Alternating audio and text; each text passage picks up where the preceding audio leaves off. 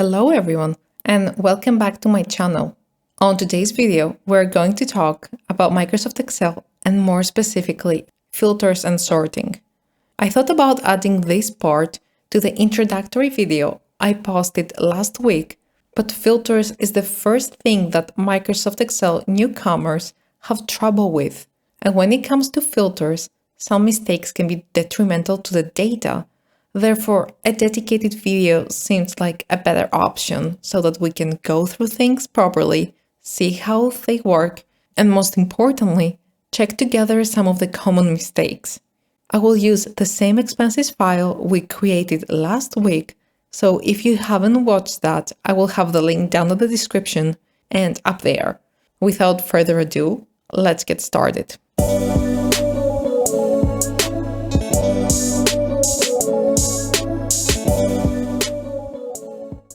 For you that wonder what is filters, filters is a tool that allows you to view specific rows on your spreadsheet. All you have to do is click on a cell on the row where the titles are, and then go to the ribbon on the Home tab and on the Editing group, which is on the right side of the ribbon, choose Sort and Filter, and then just press Filter.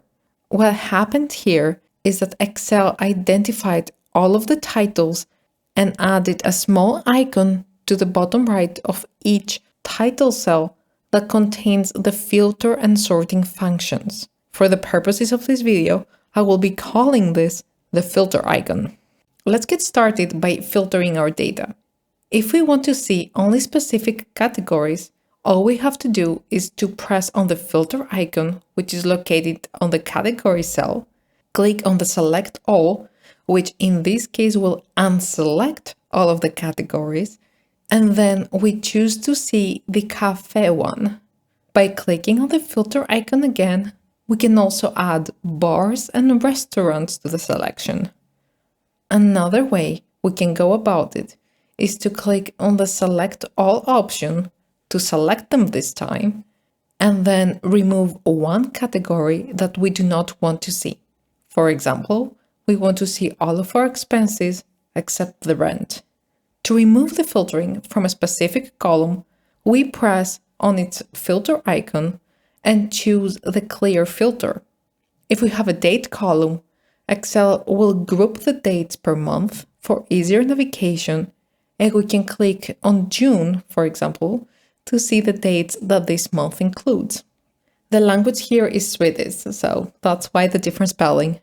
Now that we saw some basic filters, let's take it to the next level. If we need to show more complicated things, we can use the advanced filters.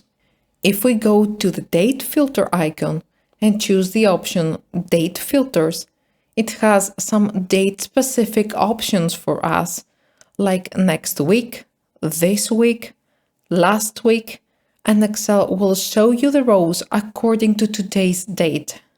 You can also choose Before, and a window will pop up. Our options here are Equal, Does Not Equal, Is After or Equal, etc. To give you an example, I want the date to be after or equal to 2021-06-12, or I want it to be before 2021-06-01. A side note here is to mention how the terms or and and work. When you choose and, it means that both requirements need to be fulfilled to show us a row. If you choose or, it will show us any of the requirements we have set, which is what we did over here. We have chosen to see all the dates before June 1st or on or after June 12th. And again, we can clear the filters from the filter icon as we did before, or we can go back to the ribbon on the Editing app, press on the Sort and Filter, which is on the right side, and then choose Clear. The description filter has options like Equal if you're looking for a specific word in your description, Does Not Equal if you want to remove rows that contain a specific word, Begins With is a useful option when you're looking for values with a certain beginning, and it can be very helpful for product codes or EIN numbers. We also have the option contains, which if we chose anything that contains the letter A, it will do just that, and it is very flexible to work with. At any point, we can press Ctrl Z to undo our last step. The numbers have their own customized filters, such as equal, does not equal, greater than, less than or equal, between, etc. So here I can set the amount to be between 10 and 20 euros. You also have options like top 10, which will show the 10 most expensive purchases, or we also have the above average option, where Excel will automatically calculate the average value of the entire column, and every amount above this average will show up here. Of course, another thing we can do is to add filter criteria in several columns at the same time for more specific results. Now that we have seen the first two levels of filtering, it is time to take the game to the third and final level, which is advanced filters. The restriction with the filtering, the way I just showed you, is that you can only set up to 2 requirements, which is not ideal in complex situations. And here is where the advanced filter comes into play. How it works is that we will create a separate table where we will have all our filter requirements together. To run the advanced filter, we will need to copy the names of the columns we want to filter. Let's say that we want the date to be 2021 06/12, and we want the category to be car. To do that, we will go to the Data tab of the ribbon. We will find the Sort and Filter group in the middle of the ribbon and choose the Advanced. We see that it has already chosen as a list range my big table. But if the list range was wrong, you can always select the correct one, and it is worth checking each time, because if you run it once and then you add some more data, it might have not chosen them. The criteria range is the filtering requirements we want to set, and how we do it is by pressing on the arrow over here, choose the filter table we just created by clicking and dragging, press Enter, and then press OK. The result shows us that Excel chose the one row that had car and was on the date we set. We can make the date larger than, the category will remain car, and we repeat the process of running the advanced filter. We will choose the correct criteria table, press Enter, click OK, and these are all of my car expenses that happened after 12th of June. I only chose larger than, so the 12th of June is not going to be included. If I want to include the 12th of June, I will add an equal after the sign of larger. If I added the equal before the larger sign, Excel would recognize it as a sign of starting a formula, which is not what I want in this case. And this is why it is important that equal follows the larger sign. I rerun the advanced filter and can see that the 12th is now included. This is a simple version of how to use the advanced filter, which is practically the same as choosing them on the filter icons. Which makes sense now to see where things get complicated and this tool gets to show its true value. The way it works is that everything we are adding vertically on the table is going to be as if choosing the OR statement, and what we are adding horizontally is as if choosing the AND statement that we explained before. For example, we want to filter the category to show everything that includes the letter A, which we can do by adding an A in between two asterisk symbols, and works the same as the requirement it contains. We also want the category to contain the letter F. In order to say that I wanted to start with a specific letter, I would use an asterisk on the right side of that letter. And if I want to say that it ends with a specific letter, I would need an asterisk before that letter, or it can be several letters together. The asterisk represents any other letters or symbols. If we do not add an asterisk, it takes it as it is equal to, it will look for cells that the total text is what we wrote. I run the advanced filter now, and I only get the cafe as a result. Now we will copy the date again and add the category shopping. We rerun the advanced filter, and we can see that both the cafe and the shopping rows show up. We can add some amount requirements as well, such as larger than 40.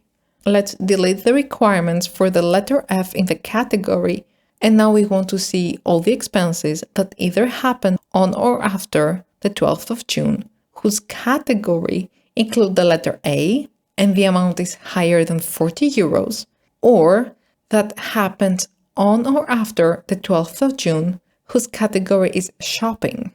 But no amount requirements here. I run the filter and see one shopping expense and two car-relating ones. To recap, if we choose to filter our data by using the filter icon, we will only have up to 2 different customization options, while the advanced filter gives us as many and as complex as we need, which can be very handy with larger amounts of data. Feel free to play around and test different criteria to get more comfortable with it. One last note here is we talked how we are adding the filter icons, where we need to have a selected cell on the first row and go on the Home tab, choose Filter and add filters, or press Ctrl-Shift-L. But if the first row is not the one I want to add filters on, all we have to do is to select a cell on the row where my titles are and where I want the filter icons to appear instead. Now let's move on to sorting. It works both when we have filter icons on and when we do not. We remove the filter icons, and then as we have a cell chosen within our data, we're going back to sort and filter on the Home tab of the ribbon and press Sort Z to A. Excel will recognize the full table and it does the sorting for us. The next thing we can do is to quickly sort our data by clicking on the one that is located on the category cell and sort from A to Z. Now we have all of our expenses of the same category grouped together. Excel will also recognize the date column and it will give us the option to sort the date from newest to oldest to see which ones were our most recent expenses. When I have numbers, Excel will give me the option to sort from smallest to largest compared to the categories that is A to Z. Or we can sort any other column we want according to what we want to see first. As we have chosen a cell in our table, we can do custom sort. Excel will identify that we have headers on the table and it will select all of the data. We will choose here that we want the date to be oldest to newest, and then we will add a second level and set the amount to be sorted largest to smallest. We can do the same for the description, the category, or any other column we want. How the sorting levels work is that they start from top to bottom. So firstly, Excel is going to sort the dates from oldest to newest. It will keep this set, and then it will sort the amount from largest to smallest. So the data will be mainly sorted by date, but for the expenses that happened on the same date, they will be sorted on largest to smallest amount. In reality, it only makes sense to use custom sorting when the first sorting level has several values that are the same. The custom sorting works the exact same way even if you have filter icons on your data. If I have one row selected and choose custom sorting, Excel will recognize the entire table and gives me the option to expand the selection or continue using only the selected cells. Now let's talk about common mistakes. I have come across a few common mistakes, and at least for me, struggling with filters is the first tell that someone doesn't have experience with Microsoft Excel. And honestly, it was how I realized that someone had lied on their CV about their Microsoft Excel expertise. I have seen quite a few cases where when someone is setting up the columns, they might feel the need to give them more space and leave a few blank columns in between in case they need to add more later. But let's see what can happen. If we add filters while we have the amount selected, it will only add the filter icon to the amount and nowhere else, which means that when I try to sort this column, it will only sort the amount without touching the rest of the columns, and that messes up our data entirely. We can press Ctrl Z to undo the sorting and then press it again to remove the filter. If we add filter icons while having selected the blank column next to the category, it will only add them to the columns on the left and leave the amount column without the filter. So when we try to sort, the information will not match the expenses again. My first tip is to make sure to never have blank columns in between your data. Let's right-click and delete the blank columns, and even if there are no blank columns in between, always make sure that all of your columns have filter icons, which would be the first thing to have on your mental or physical checklist. What you can do here is clear the filter icons and then add them again. On a similar path, we also have a blank row, which is going to cause the same problem. Even if every column has filter icons, filters and sorting can only reach up to the row above the blank row. And I'm not talking about a blank cell on a row, I'm talking a row that is completely blank all the way. If I remove the row by right-clicking on the row number and then choose Delete, rows will be able to get filtered properly. That was it for today's video. I hope it was helpful. Try to be aware of the common mistakes I mentioned, and if you found this video helpful, consider liking it and subscribing to the channel for more content like this. Thank you for watching and see you in the next one. Bye!